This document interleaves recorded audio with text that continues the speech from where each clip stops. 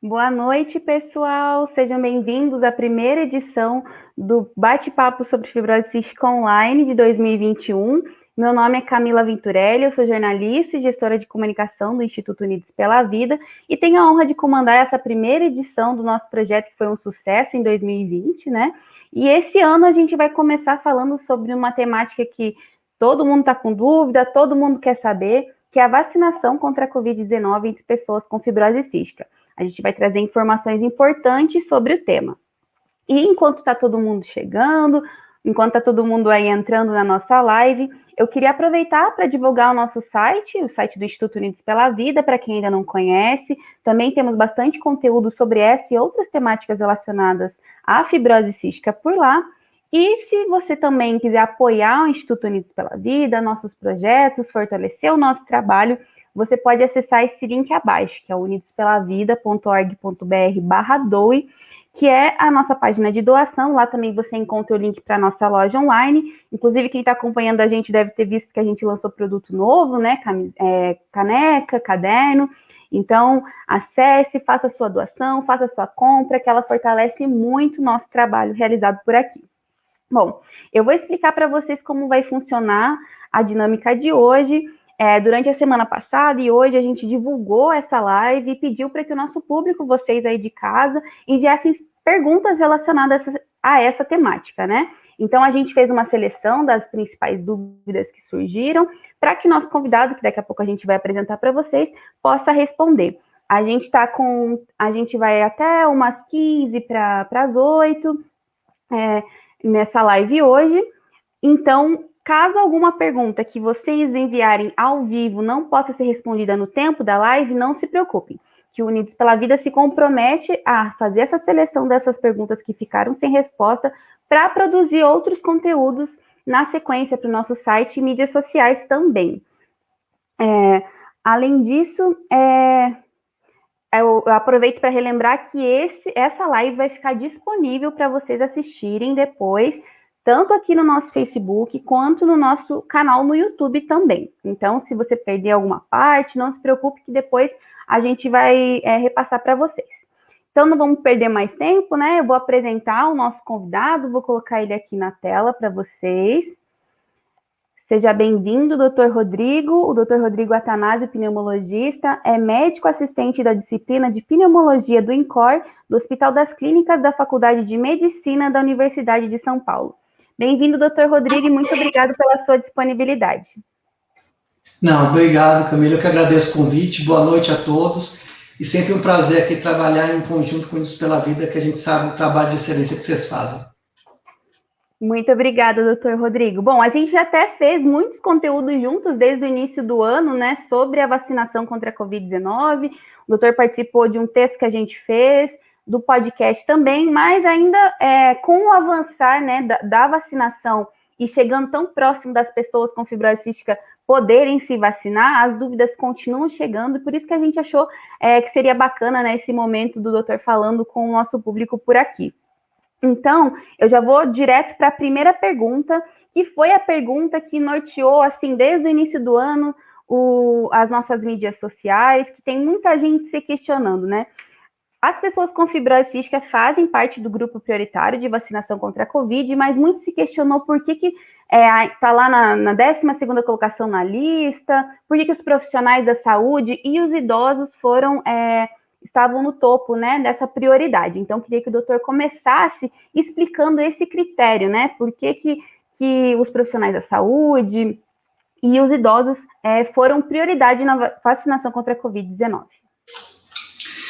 Camila, realmente assim, isso é uma pergunta extremamente importante e uma coisa que a gente tem que lembrar é que, infelizmente, não tem vacina para todo mundo ao mesmo tempo. Então, a gente tem que elencar quem são os grupos de risco, só que a gente tem que, dentro do grupo de risco, a gente tem que colocar quem são as prioridades das prioridades para que a gente consiga dar a vacina de uma maneira organizada e, obviamente, sempre elencando aí o principal grupo de risco, os principais fatores de risco, para a gente fazer algo de maneira correta, da melhor maneira possível, dentro das demandas ou dentro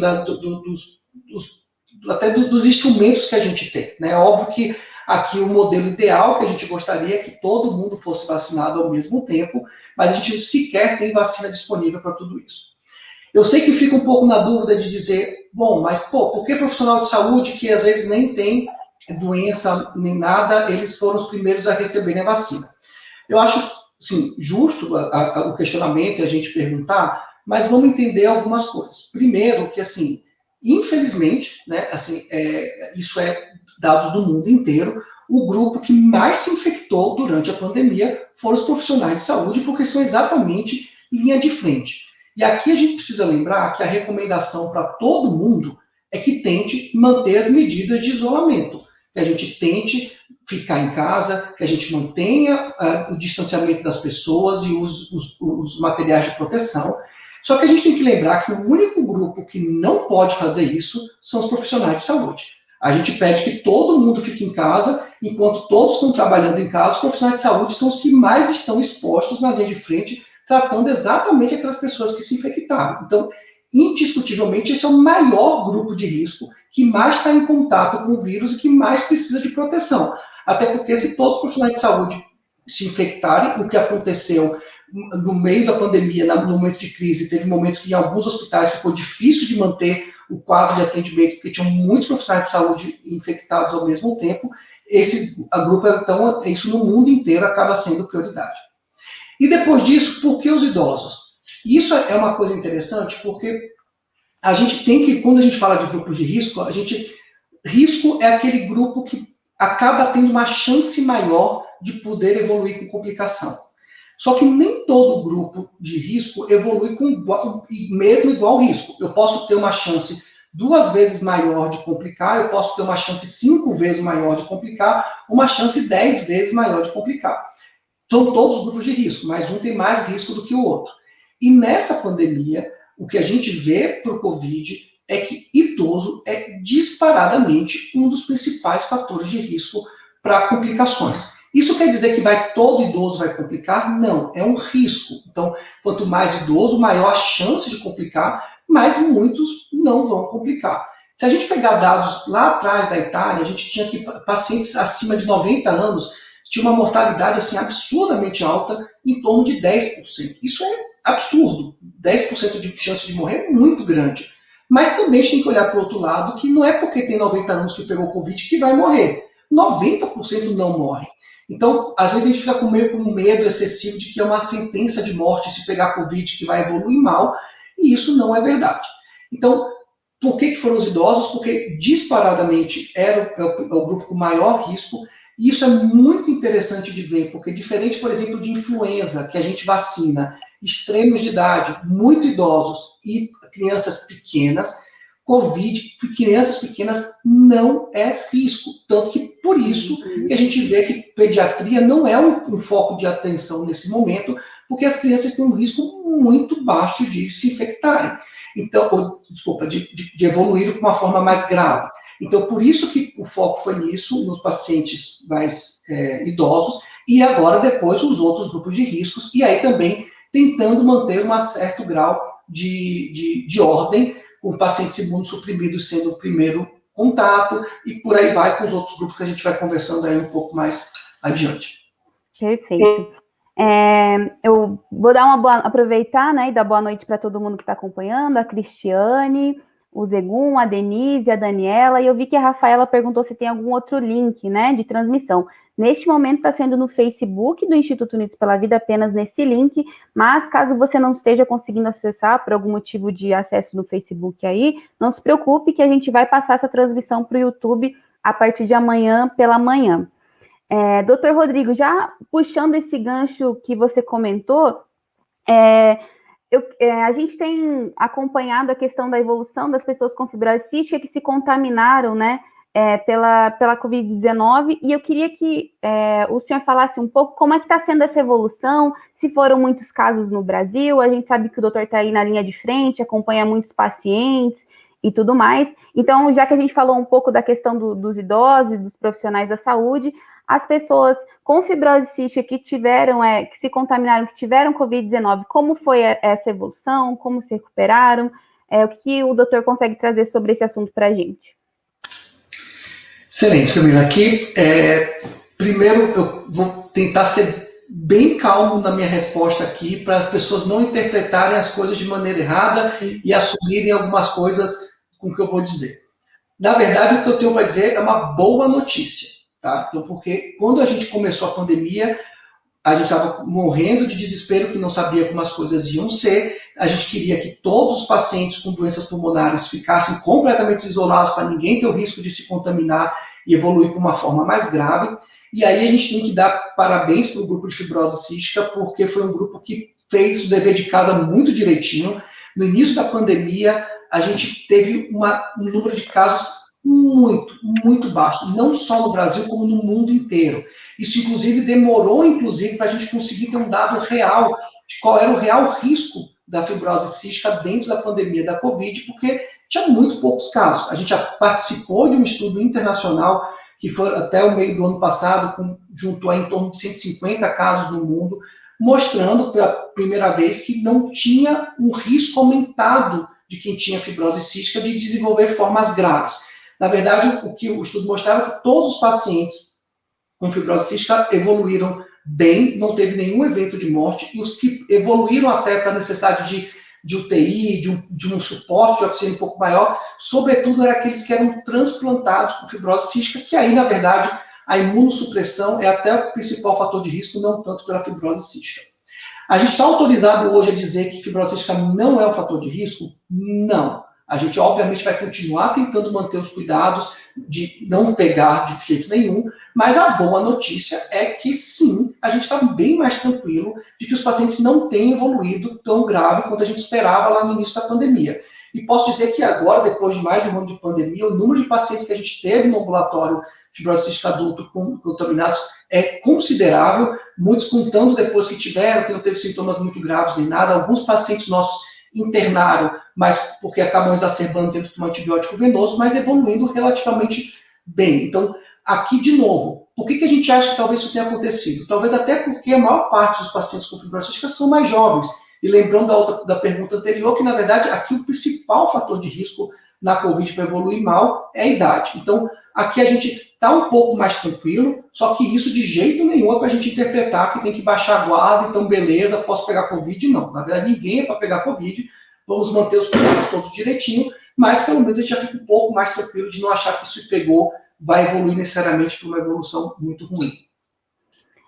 Nesse sentido, eu até aproveito para recuperar a nossa campanha do Setembro Roxo ano passado, né, que foi A Gente Te Entende, que a gente tratou no Brasil todo, né, essa questão de que os cuidados que toda a população está seguindo hoje, a gente achou que ia ser só em 2020, mas já estamos aí na metade de 2021 e continua a mesma coisa, a questão do isolamento, do distanciamento social, do uso de máscara, de já ser tão acostumado ao uso do álcool em gel, a sempre estar higienizando a mão. Foi uma questão que realmente trouxe um ponto positivo, né, para a comunidade da fibrose cística. Os cuidados que a população em geral estava tendo dificuldade para se adaptar, e acredito que até hoje estão, né, porque a gente vê um número elevado ainda, infelizmente, de casos confirmados. Então, o doutor também acredita que essa foi uma questão fundamental aí, né, já ter essa ambientação nos cuidados de higiene, que parecem tão simples, né, mas que de fato não fazem parte tão fortemente da rotina das pessoas e da população. Camila, esse é um ponto muito interessante, porque assim, eu acho que claro que a gente não gostaria que nunca tivesse existido a pandemia, mas eu acho que a gente tem que encarar o que aconteceu e tentar pegar os pontos positivos e os aprendizados com isso, né? Então, eu acho que aqui o grande efeito da fibrose cística, sobretudo, foi a questão de terem ficado mais isolados. Então, assim, todos os pacientes com convívio que a gente tem, eles realmente seguiram bem a risca a questão de não sair de casa e tudo mais. Só que isso mostrou para a gente um outro lado. A gente estava super preocupado em questão dos pacientes acabarem exacerbando muito em casa e não irem para o hospital, não tomarem antibiótico, não tratarem. E a gente viu que assim, o número de exacerbações caiu drasticamente no ano de 2020. Isso muito associado com alguns gatilhos que estão associados às exacerbações. Então, muitas infecções bacterianas acabam sendo que algum vírus foi o primeiro ponto de partida que acabou vindo aquela exacerbação. E aqui vírus outros não tem nada a ver com Covid, né? Assim, a gente tem o vírus de influenza, o vírus adenovírus, o vírus respiratório, que são vírus que estão circulando por aí, que dão alguns resfriadinhos bobos, mas que um paciente com fibrose cística pode ser um quadro mais grave.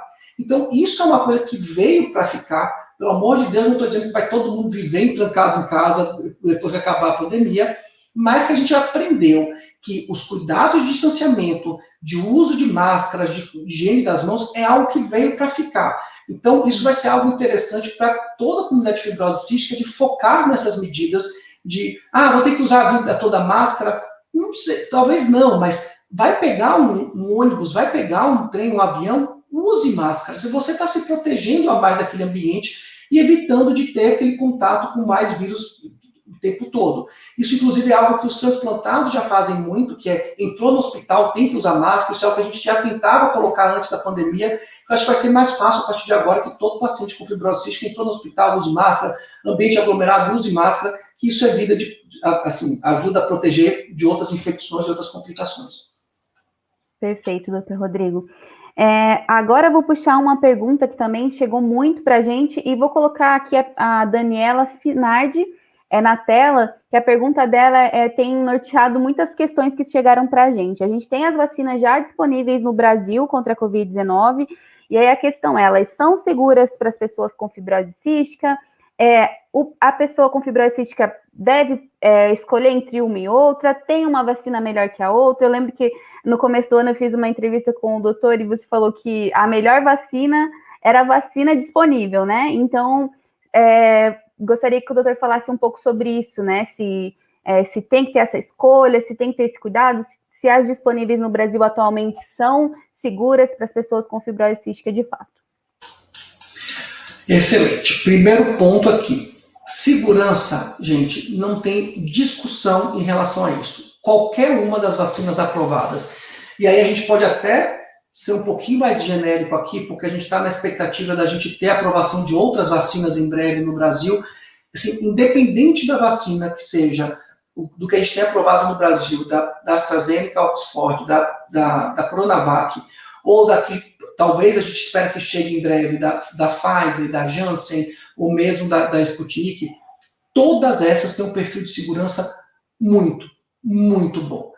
Qual seria o único problema que a gente poderia pensar em termos de vacina? Seria se algum paciente imunossuprimido que fosse já transplantado, usasse corticoide, tivesse alguma vacina que fosse de vírus vivo atenuado. A gente não tem nenhuma vacina dessa que seja aprovada no momento no mundo como um todo. Então, assim, esse que seria um medo que poderia desenvolver a infecção pelo vírus, isso não existe com as vacinas contra a Covid. Então, segurança é extremamente seguro. Então, qual vacina que o paciente com FC pode tomar em termos de segurança? Qualquer uma.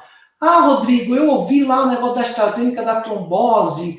Gente, isso daqui, assim, são casos, é obrigação nossa como comunidade médica manter essa vigilância extrema de qualquer evento, só que são eventos muito, muito, muito raros. E isso, na verdade, o benefício da vacinação é infinitamente maior e não tem nenhuma associação com o fato de ter fibrose cística ou não, que poderia aumentar esse risco. Então, assim, aqui, toda e qualquer vacina que a gente tem aprovada é extremamente segura e não tem nenhum ponto que o paciente com fibrose cística não possa tomar alguma dessas vacinas.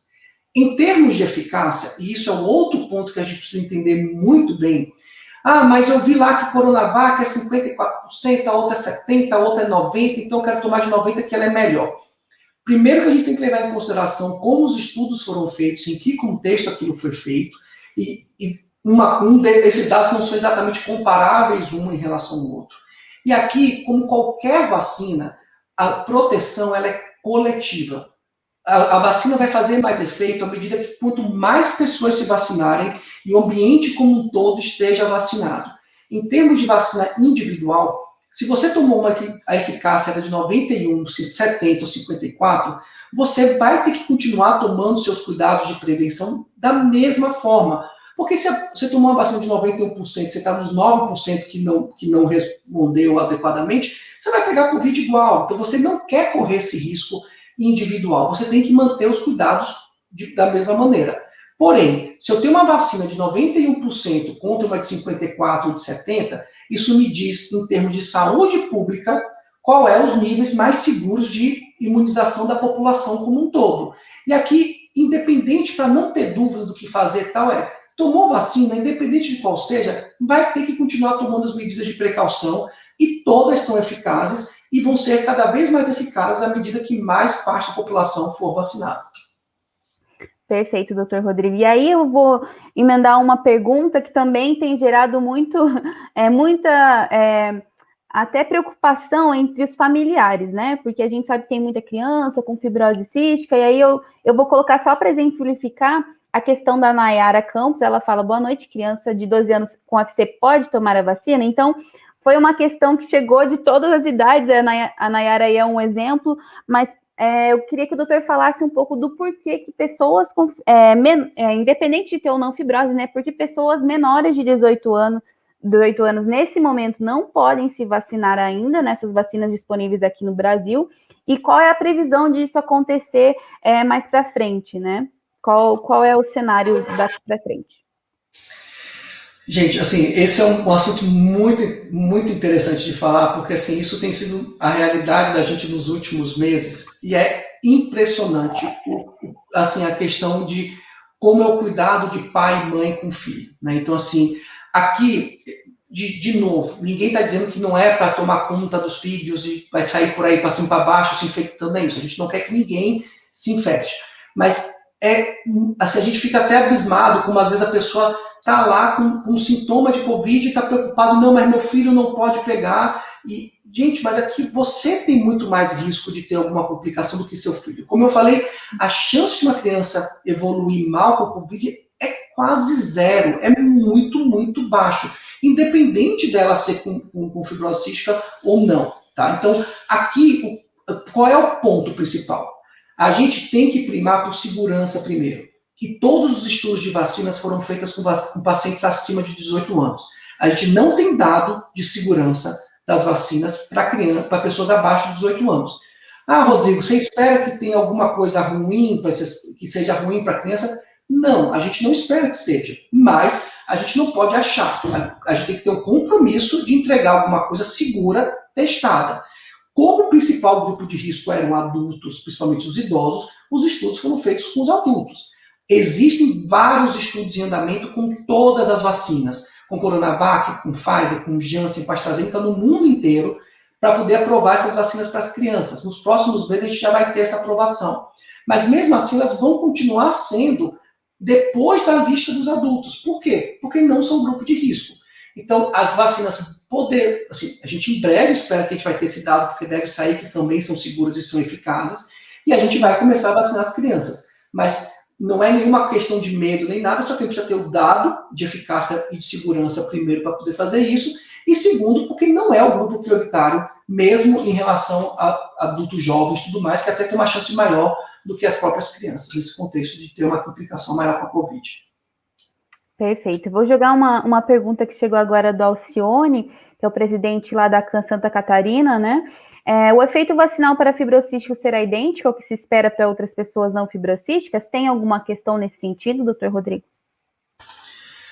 Perfeito. Mesma coisa, o que a gente espera que seja de reação vacinal, e aí vamos tomar um cuidado muito grande aqui para a gente entender o que a gente chama de reação vacinal, tá, pessoal? Porque assim, complicações graves de vacina, o risco é muito, muito, muito, muito baixo, seja para quem tem fibrose cística, seja para quem não tem fibrose cística. Então, as vacinas, de novo, são extremamente seguras. O que a gente chama de reação vacinal, como qualquer vacina, você, na verdade, quando você está dando a vacina, você está dando um pedaço do vírus, o material genético do vírus, para você induzir uma resposta de defesa no corpo. E esse processo é um processo inflamatóriozinho pequeno que acontece, e algumas pessoas podem desenvolver febre, podem desenvolver um pouco de mal-estar no primeiro, segundo dia depois que tomou a vacina. Pode sentir dor no braço. E isso daí faz com que isso é considerado uma reação vacinal. Só que isso é algo extremamente trivial e leve, sem nenhuma gravidade maior. Uma coisa que eu lembro, e até talvez para quem já tomou vai lembrar, assim, a vacina de tétano, por exemplo, é uma vacina que dói bastante a vacina. Fica com o braço doendo ali 1-2 dias. E isso é, na verdade, um composto que é colocado na vacina exatamente para criar uma resposta inflamatória maior no braço e a vacina tem o poder de criar defesa de maneira mais eficaz. Esse mesmo processo, por exemplo, existe na vacina da Coronavac. Então, é esperado que realmente doa naquele local. Isso dizer que isso é uma reação vacinal, um efeito colateral da vacina, isso é considerado um efeito colateral, porque qualquer coisa que a pessoa sinta quando toma a vacina é considerado, mas isso é inclusive esperado que tenha, porque a gente quer que crie essa inflamação para poder aumentar a resposta inflamatória no local. Então, esses são os principais sintomas de reação vacinal que a gente pode ter, um pouco de moleza, até uma febrícula, ou mesmo a dor local, mas que são coisas totalmente simples e autolimitadas. Perfeito, doutor Rodrigo. Outra questão que está chamando muita atenção, principalmente na mídia, teve algumas manifestações em alguns estados, acredito que na cidade do Rio de Janeiro foi na semana passada. A gente recebe muita pergunta direta no sentido de quando as pessoas com fibrose cística vão poder se vacinar. A gente sabe que cada estado, cada cidade tem recebido um número X de vacinas, e aí cada cidade tem um número X de pessoas que fazem parte daquele grupo prioritário. Então, a gente tem falado muito que é importante que as pessoas fiquem de olho nas comunicações oficiais dos seus municípios, porque vai variar de cidade para cidade, não vai ser uma coisa que vai acontecer ao mesmo tempo, porque de fato está avançando diferente em cada região. E aí eu jogo aqui a pergunta do Cris, ele dá boa noite para o Dr. Rodrigo, e ele queria saber a sua opinião sobre a questão do chamamento das pessoas com comorbidades, deficiências e doenças raras por idade. Porque além dessa questão de quando chegará a minha vez ou do meu filho com fibrose cística, essa questão de quando chegar o chamamento também ser por idade, né? Como o doutor comentou, essa questão das crianças terem menos riscos e tudo mais, se possível reforçar para a gente, por favor. Primeiro abraço aí para o Cristiano, parceiraço aí de todas as lutas aí na fibrose cística. Mas, exatamente, assim, acho que primeiro ponto, né, de quando vai ser a vacinação do grupo de fibrose cística, como você salientou muito bem, isso vai depender de cidade para cidade, até mais do que de estado para estado, porque dentro da mesma cidade você tem um número de vacinas ali disponíveis e você vai seguindo aí o grupo de prioridades que você tem, né? Aqui eu posso falar mais, por estar no estado da cidade de São Paulo. A gente, inclusive, tem uma excelente notícia, já para a primeira quinzena de maio está programado a vacinação dos pacientes transplantados. Então, transplantados de pulmão, incluindo alguns pacientes com fibrose cística, na primeira quinzena de maio já serão chamados para tomar a vacina, se tudo correr bem no protocolo que está sendo previsto, né? Ouvi falar que em algumas cidades já está previsto os pacientes com doenças pulmonares de serem convocados como um todo a partir de maio, só que isso, de novo, vai depender muito de cada região, porque depende do número de habitantes, do número de comorbidade, do número de idosos, para poder seguir essa sequência. E aí, realmente vale a mesma regra. Se eu tiver um grupo muito grande de pacientes, porque imaginem, gente, assim, se a gente for colocar, como por exemplo, a cidade de São Paulo, a cidade do Rio de Janeiro, e falar assim, hoje eu vou chamar todos os pacientes pneumopatas, todos os pacientes cardiopatas para poder tomar a vacina. Se eu fizer isso, não tem como. São milhões, milhares de pessoas que vão ter que ir no mesmo dia no posto de saúde. Então isso não pode acontecer. Primeiro, porque não tem logística para dar vacina para todo mundo. Segundo, porque até não tem vacina para isso e vai causar aglomeração nos locais, que é tudo que a gente não quer. Então, mesmo quando você tem esses grupos que acabam sendo muito grandes, eu tenho que criar regras. E aqui, de novo, a priorização acaba sempre sendo por idade, porque, obviamente, se eu tiver uma comorbidade, quem for mais idoso, aí, na verdade, são dois fatores de risco. E aí, a idade mais a comorbidade acaba aumentando o risco desse paciente evoluir pior. Então, a gente precisa seguir uma regra. Claro que a gente pode sempre discutir se existe uma regra perfeita. Não, mas realmente aqui faz uma lógica muito correta, então a gente tem que seguir aí grupos que são de maiores riscos e dentro deles, se tiver que dividir, acaba sendo idade um dos critérios para isso. Perfeito, doutor Rodrigo.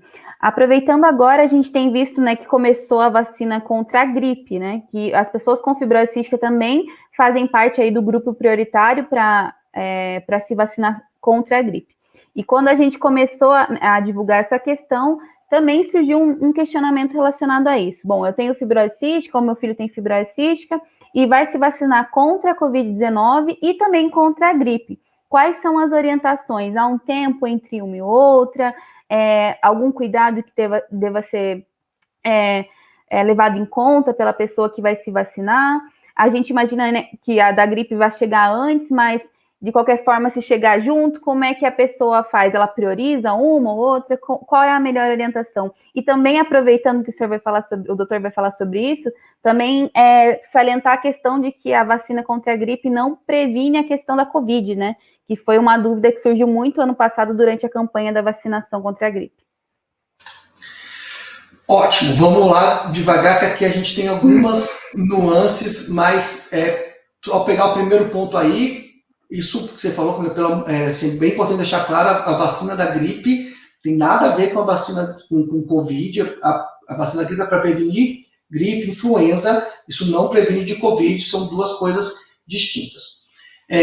Vamos tentar aqui esmiuçar alguns detalhes em relação à vacinação da influenza e da Covid, mas até depois, se alguém ficar com alguma dúvida, até exatamente porque tinham muitas dúvidas, até no próprio Instagram, eu fiz um vídeo explicando isso, a gente na Sociedade Paulista de Pneumo fez alguns posts para poder orientar isso direitinho, para deixar o mais claro possível para a população em geral. Primeira regra geral aqui, tá? Eu preciso ter pelo menos 15 dias entre uma vacina e outra. Seja primeiro uma da Covid, depois a da gripe, seja primeiro da gripe, depois a da Covid, sempre eu tenho que respeitar um intervalo de 15 dias entre as vacinas, entre as doses de vacinas.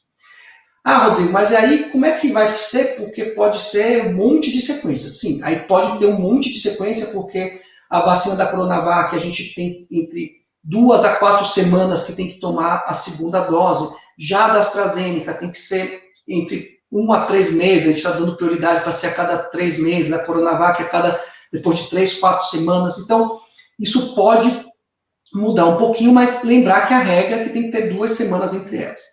Rodrigo, eu estou na boca para tomar a vacina. Aqui na minha cidade, anunciou que dia 5 de maio é para vacinar quem tem doença pulmonar para Covid. A prioridade vai ser sempre Covid. Se você está na boca para receber alguma das 2 vacinas, priorize a vacina da Covid. Bom, se você vai tomar a primeira dose da Covid, se você está tomando a Coronavac, muito provavelmente você vai tomar a próxima dose em 3 semanas. Nesse caso, tome a primeira dose da Coronavac, tome a segunda dose da Coronavac, depois de 2 semanas da segunda dose, você toma a vacina da gripe. Se você estiver tomando a dose da AstraZeneca, e gente, aqui não tem como escolher, e não importa escolher, tome a que tiver disponível, você vai tomar a primeira dose da AstraZeneca, e muito provavelmente vão pedir para você voltar depois de 3 meses. Como esse intervalo é muito grande, depois da primeira dose da AstraZeneca, você pode dar 15 dias e tomar a vacina da gripe. E aí você vai esperar mais 2 meses e meio e vai tomar lá a vacina, a segunda dose da AstraZeneca. Rodrigo, mas não sei quando é que eu vou tomar, ou eu estou com meu filho que tem fibrose cística, que não tem previsão de receber vacina nenhuma, vai lá e tome a vacina da gripe. Ponto, acabou. Se você não tem previsão de tomar, agora a partir de maio as doenças pulmonares vão ser chamadas para tomar a vacina da gripe, tome a vacina da gripe, e se aparecer a vacina da Covid, só esperar 15 dias e vai poder tomar, provavelmente vai demorar um pouco mais do que isso.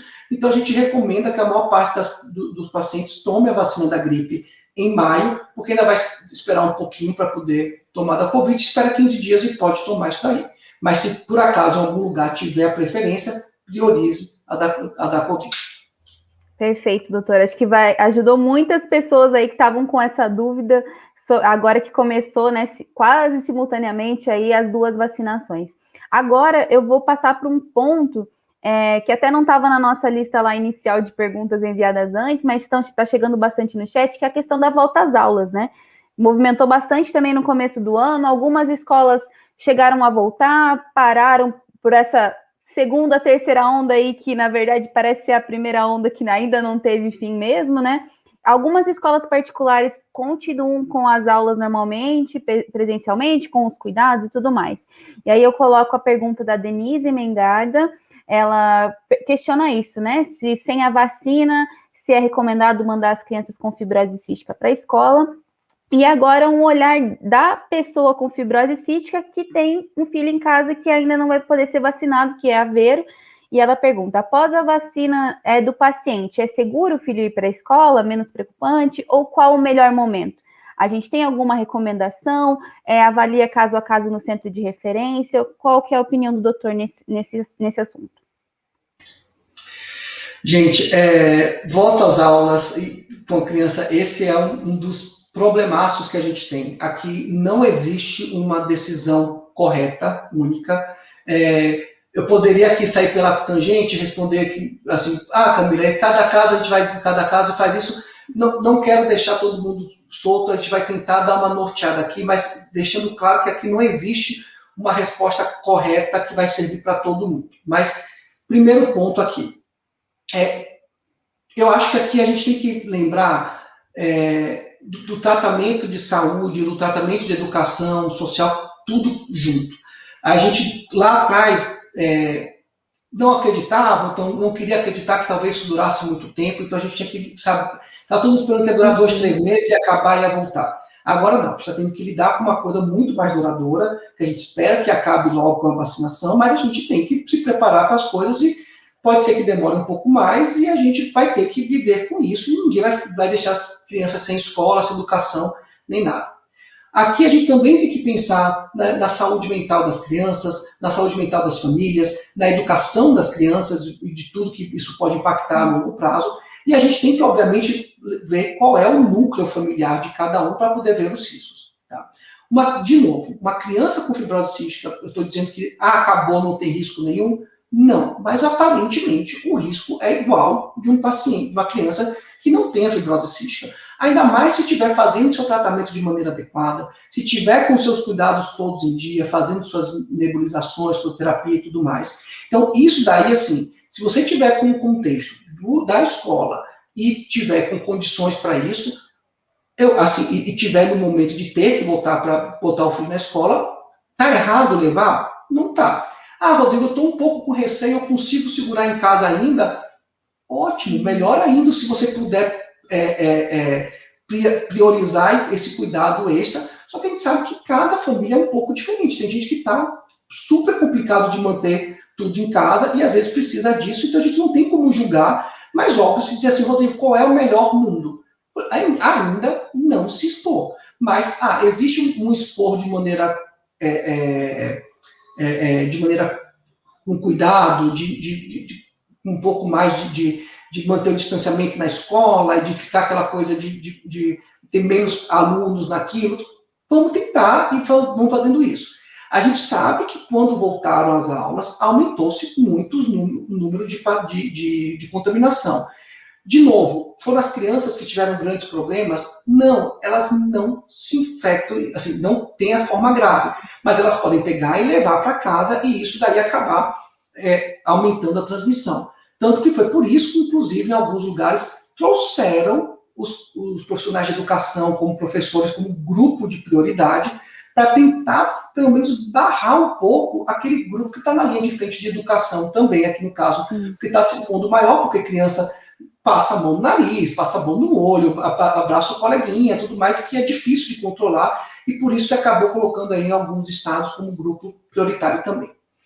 A pergunta da Verônica, aí é bem mais difícil, né, pela questão de ser um pai que tem a fibrose cística com a criança pequena, que pode se contaminar e trazer isso para casa, né? De novo, assim, a Verônica é um pouquinho mais velha, mas está longe de ser uma idosa, então ela obviamente não é esse grupo de risco que a gente fala pela idade, tá? Mas, de novo, se disser, eu estou no contexto familiar que eu consigo segurar isso mais, não está tendo repercussão para a saúde mental da criança ou da família, até mesmo para a educação, que ela está conseguindo acompanhar isso, se puder segurar um pouco mais, é melhor. Se a pessoa tomou a vacina, no caso da Verônica tomar a vacina, isso protege ela de uma infecção, protege. Isso é seguramente. Ela é 100%? Não é.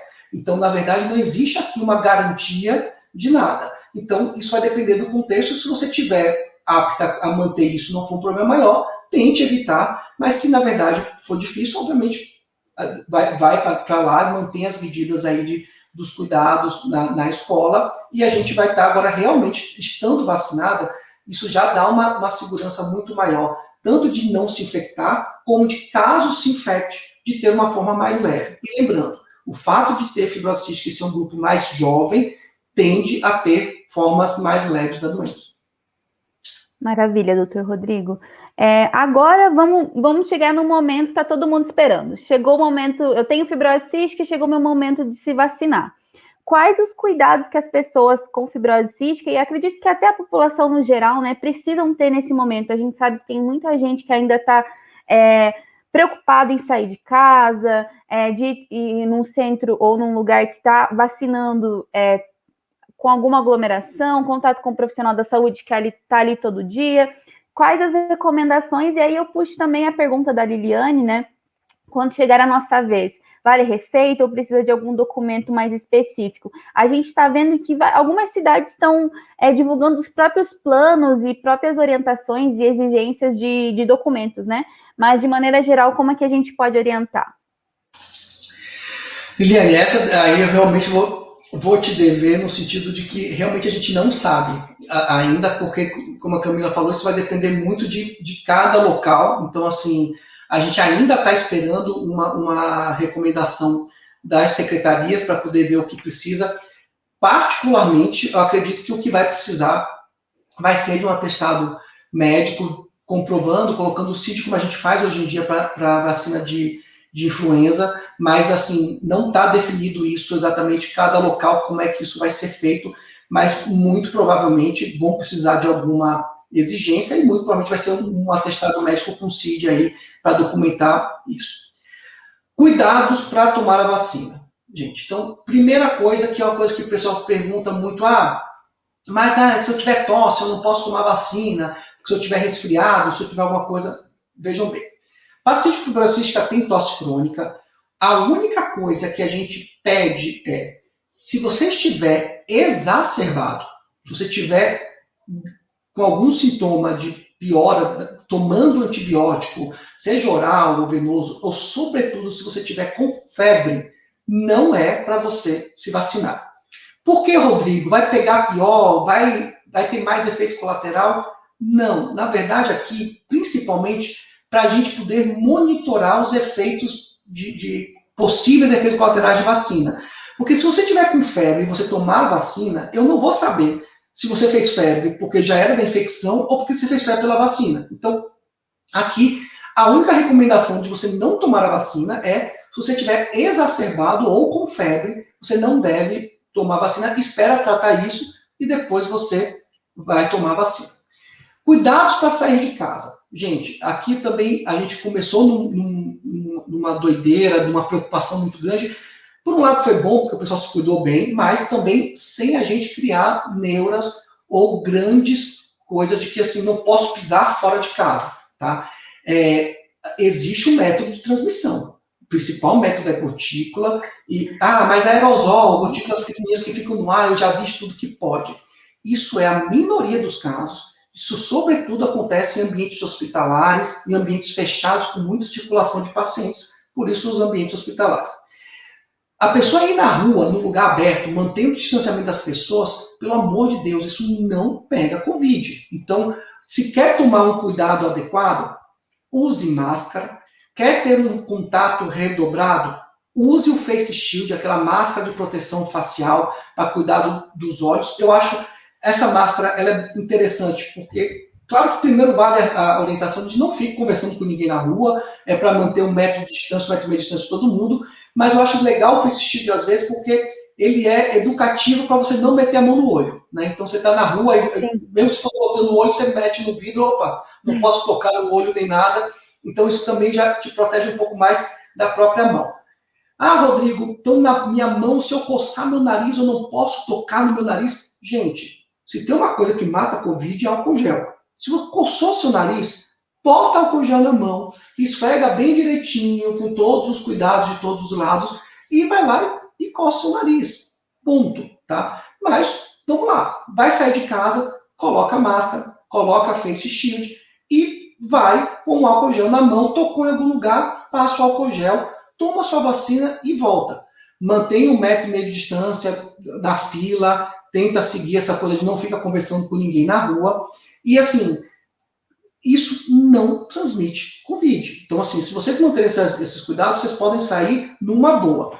Hoje em dia, cada vez mais, eu estimulo os pacientes que estavam presos em casa, assim, vai fazer caminhada na rua. Você não vai ficar fazendo papo com ninguém na rua, mas assim, você caminhar com máscara na rua é extremamente seguro. A atividade física que é importante na fibrose cística, melhora a cabeça, tudo mais. Ah, Rodrigo, qual a melhor máscara para usar? Claro que se sua questão é sair para ir tomar a vacina, se possível, use N95. A N95 ela é mais segura? Ela é mais segura, filtra melhor o ar. Porém, muito importante, N95 não é para fazer atividade física.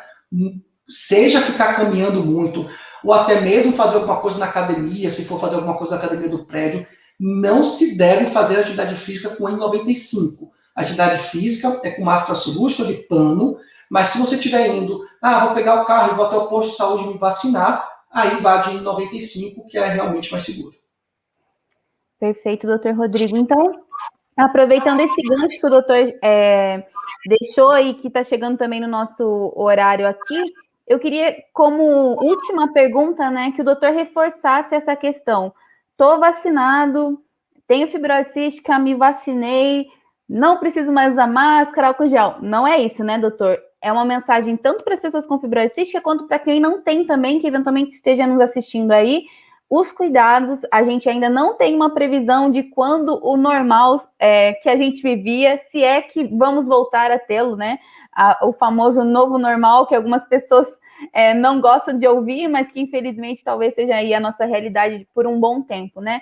Então, doutor, para finalizar, eu queria que o doutor falasse sobre isso, sobre os cuidados após a vacinação, tanto para as pessoas com fibrose cística, quanto para as pessoas que não têm fibrose cística. É importante continuar com esses cuidados de higiene e de proteção após a vacina?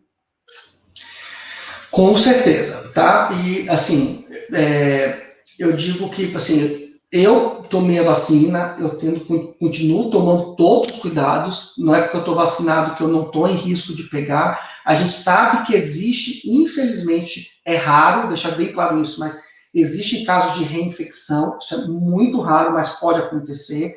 Então, aqui, na verdade, a gente não quer que ninguém se contamine, sobretudo que ninguém se contamine 2 vezes. Então, a gente espera e estamos, assim, realmente numa expectativa. Eu acho que é legal de dar esse dado otimista, a gente só vê muita coisa ruim, que tem coisas que realmente algumas são reais, tudo, mas a gente tem dados muito bacanas de que pode ser que a gente volte à vida normal depois da vacinação em massa, mas a gente precisa ter a vacinação em massa para isso acontecer. A gente tem realidades como a de Israel, que já está muito avançado, nem se pede mais para usar máscaras na rua, né, por ambiente fechado ainda pede.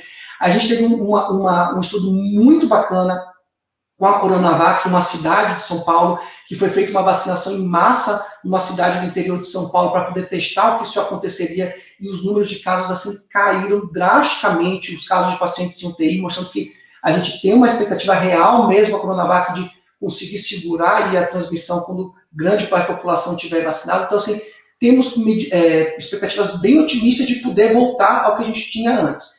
Até lá, a gente tem que se cuidar.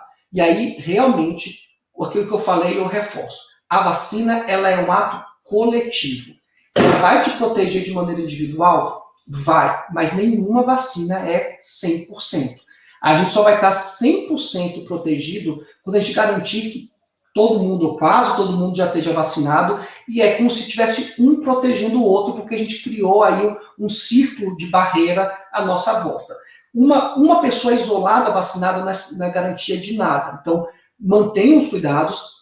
De novo, não é para ninguém ficar desesperado, sem poder fazer nada. Mantenham os cuidados. A Covid se transmite de uma forma específica, como a gente conversou. Se a gente seguir as manobras direitinho, de cuidado, as medidas de cuidado, a gente vai estar bem protegido. Então, por favor, se cuidem e não achem que a vacina individualmente vai salvar todo mundo de qualquer risco. A gente vai conseguir fazer isso como sociedade à medida que o processo vacinal for acontecendo. Perfeito.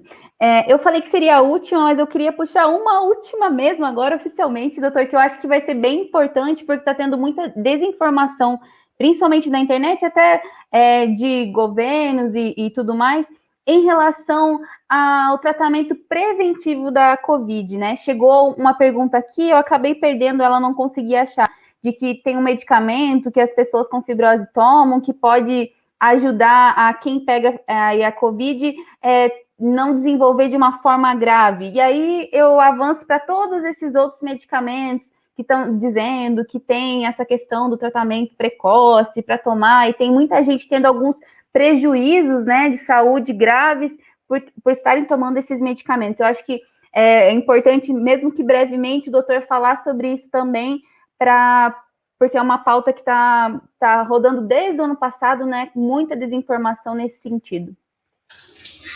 Camila, esse é um ponto muito importante que, assim, aqui é completamente de maneira apartidária, isso não tem nenhuma questão de política aqui envolvida, a gente está falando de ciência, tá? Sim.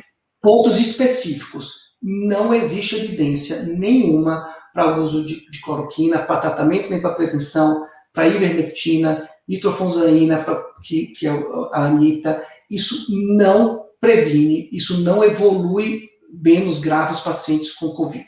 Tá? A gente tem tratamento para Covid para os pacientes que evoluem de maneira mais grave. Então, se o paciente começar a piorar, a gente tem tratamento para intervir nesse momento.